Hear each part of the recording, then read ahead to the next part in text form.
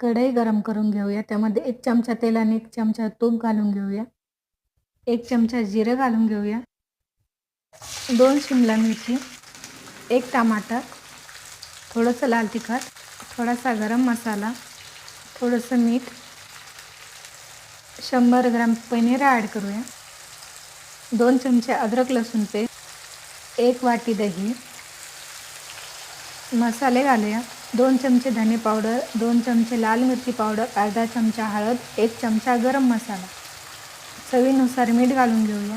आधी आपण थोडंसं मीठ भाज्यापुरतं घातलं होतं. सर्व साहित्य मिक्स करून घेऊया. 5 मिनिटं झाकण ठेवून वाफ काढून घेऊया. हे पहा, झटपट अशी पनीरची भाजी तयार झाली आहे.